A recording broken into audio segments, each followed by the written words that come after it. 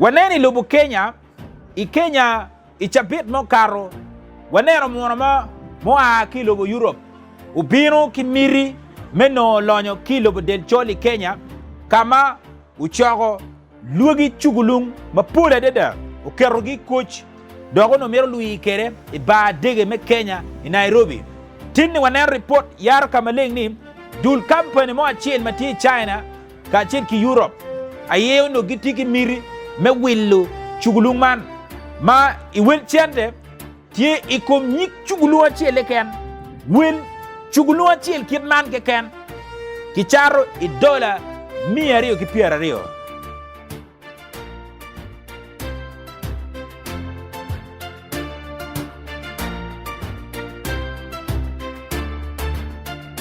make loka chilling me Uganda no watie wa kine ka chilling ma pol ma wero only beru a very big opportunity ki insects nyo jimi mogo malak makwo mati ngom i del chol kan wa ngew kin malo ba chwe ke kilobo del chol jim malak ngom ti kin jim makonyo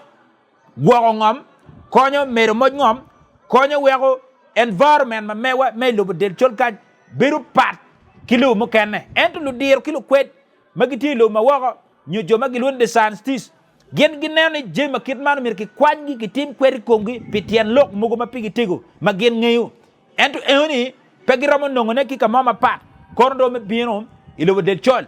report meanwati kamaleng ni company man ka chiki duli duju gumor koko makwago lokom chek pieni chek makwago lokom wildlife authority nyo jimugo jima ki gwogo gi lum nyo jima lema ti lum ti kom lege ken edo pay ikom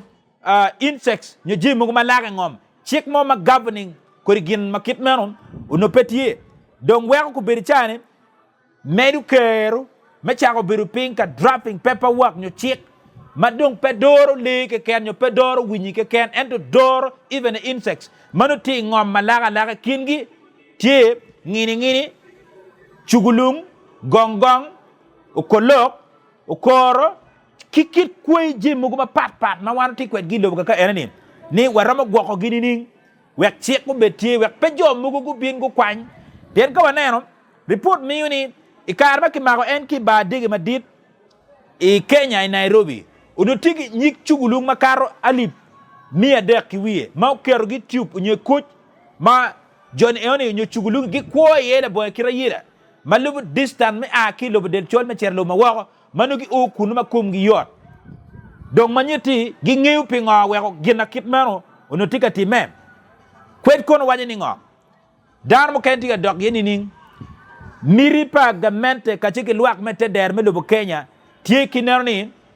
ki met kero ki chik mo pore ma konyo doro jimi ma aki lobo del chol ikin gi cheru le ma kwo jimi ma laga ngom bunyi ma tuk ki malo yen pi bua kwo padano biya chara ki tik ki jimu kenne ko duju la wachel wanyam kachil kweri itamibe television i midweek analysis